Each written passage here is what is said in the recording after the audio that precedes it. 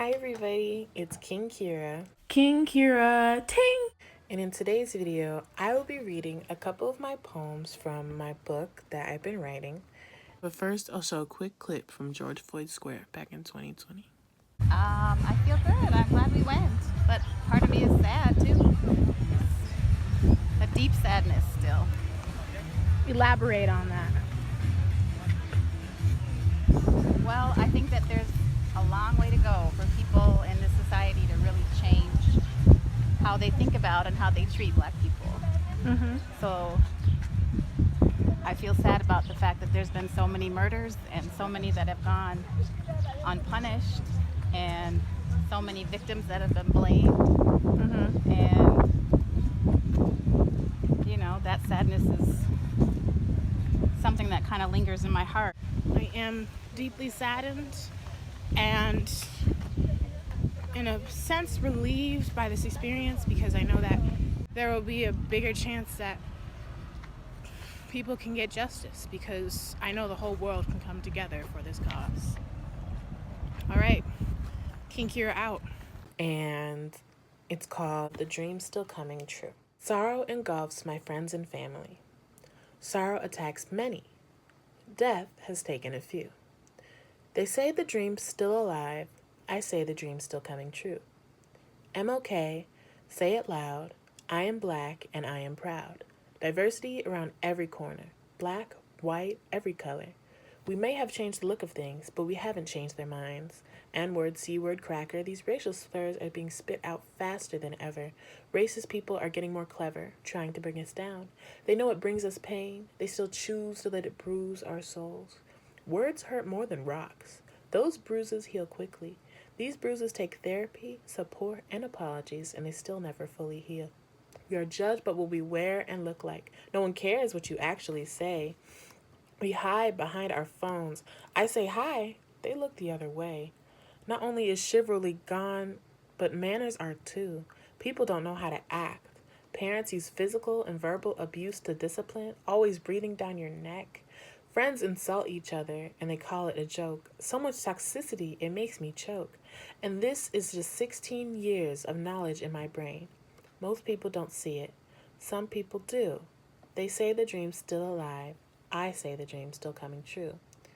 Let my words sink in to the depths of your soul. Breathe in and let it take control of your mind. Maybe choose to be kind next time you open your mouth to speak, but your words are small and weak. They grow stronger as you get stronger, and you see the light that's been there the whole time. The darkness stops consuming you, and you feel new. Like I've said before, the dream's still coming true.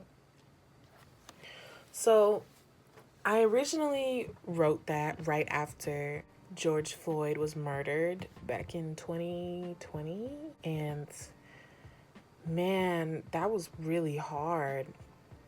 I had so many emotions. I felt so angry and so disappointed with how I expected things to be because we've made so much progress, you know? So I wrote that poem as soon as I found out that this Black man was murdered in the state that I live in, not even 20 minutes from where I live. And I was like, wow, like, this is awful. This is I knew as a kid that would happen a lot. I knew that Black people would be killed by the police. Things would be covered up. They wouldn't get justice. But I was just really surprised of it happening where I live, because that means that I'm not immune from that, you know? Like seeing people who look like you getting killed and murdered, and you're just like, wow, this is crazy. But this would never happen here, you know, that couldn't happen to me.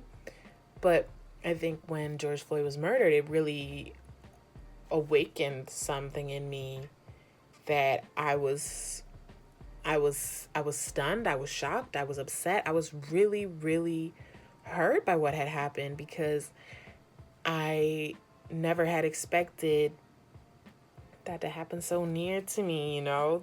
That means I'm not safe as I thought I was. Like, Minnesota, as great as it is, like,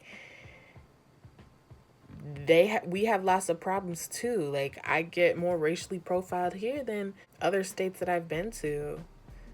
And I'll be like, I'm so confused. Like, why am I getting so much hate? They say Minnesota's one of the best states to live, especially with the climate crisis going on.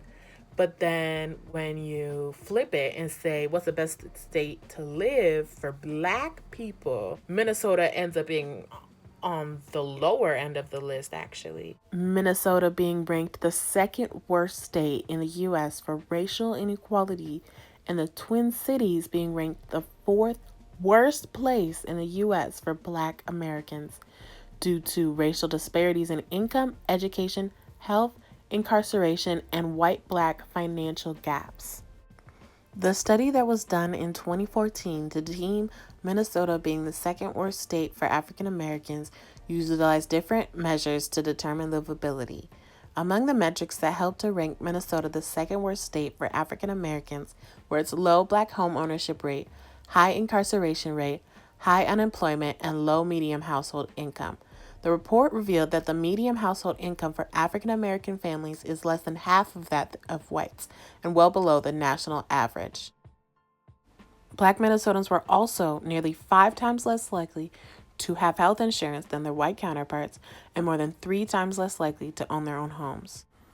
One quote from this journal that I thought was notable was, "Consider how great the disparities in Minnesota must be for the state to regularly receive such lofty marks for its livability, in spite of how poorly African Americans and other Minnesotans of color score on those same measures. And how do we, as Minnesotans, with our progressive political tradition and reputation as one of the most philanthropic states in America, continue to tolerate this inequity?" Because it's really mentally challenging and psychologically hurtful to constantly get racially profiled at the grocery store.